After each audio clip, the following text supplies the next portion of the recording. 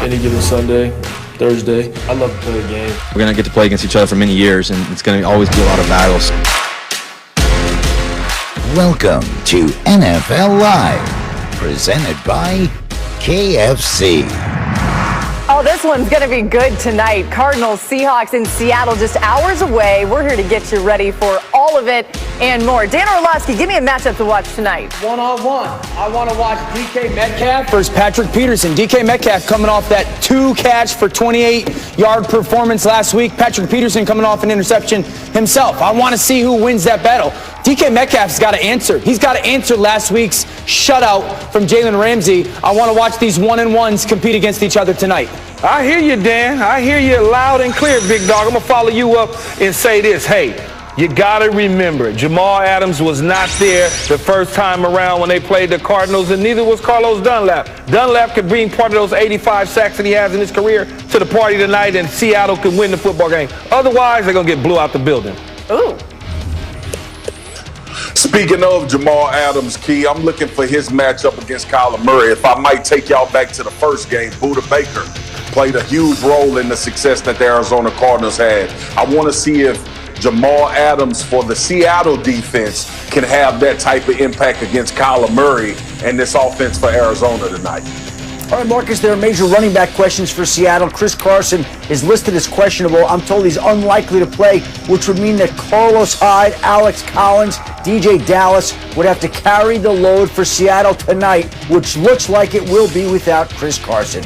Welcome to NFL Live, everyone. Week 11 begins tonight, as we said, and stay tuned for our game picks. We're going to pick that Cardinals-Seahawks game that's coming your way, as well as one person here saying the Patriots are making the playoffs and everybody else disagreeing. Keyshawn Johnson's right there, Dan Orlovsky here.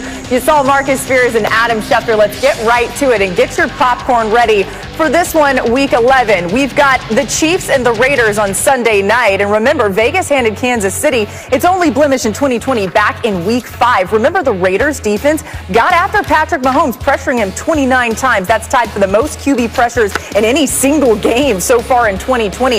Offensively, Derek Carr went 4 of 5 with 2 touchdowns on passes, 25 yards downfield. Carr 6 of 18 with 1 TD on such passes in all other games this year. But FPI gives the Chiefs an edge Sunday with a 76% chance to win. The Raiders haven't swept the Chiefs in the regular season since 2012. Marcus, we always talk about stopping this Chiefs offense, but you think the key to win is on the other side of the ball. Why? Yeah, you don't stop this Chiefs offense. That's the reality, Els.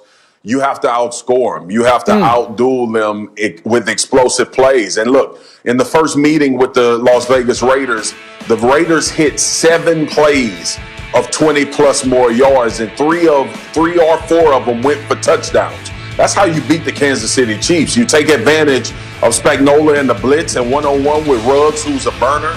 You find those matchups with Waller on the second level, the tight end, and you make guys make one-on-one plays. And that's what the success was for the Las Vegas Raiders and John Gruden. Listen, for all intents and purposes, the Kansas City Chiefs scored 32 points, didn't play bad, went into halftime with a lead. So the resilience of this Las Vegas offense, with John Gruden continuing to mash the gas and score points, and then at the end of the game be able to milk the clock and not get a ball back to Patrick Mahomes. That's what you have to do, offensively be explosive. You're right, Marcus. You got to push the football down the field, and you know this as well as anybody, Dan, having been on the offensive side of the ball playing quarterback. The game plan's not going to change. Right. You beat them the first time around with the game plan. Why would you change it? Yes, you'll have different wrinkles in there, some plays that you've seen other opponents hit against them. You'll add to that list. But for the most part, John Gruden's going to run the football. He's going to dink and dunk when he needs to, and he's going to take his shot downfield with Henry Ruggs as well as Aguilar, as well as the tight end Waller. That's what you do. You're not going to all of a sudden decide that, okay, well, this is what we're going to do because they know what we did to them last week. Yeah. It doesn't work like that in the National Football League. Yeah, the Chiefs are the one team in the NFL that there is a very specific formula on how to beat them. One, you got to be explosive on offense. You have to do that. That's what Marcus talked about with those 7 plus 20-yard plays.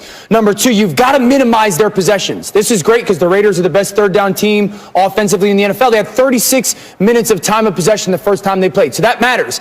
But then you also have to force that offense to kind of hit hit singles. They're such a home run hitting offense. And that's what really changed in the first game. In the first game, the Chiefs scored 24 points in the first half.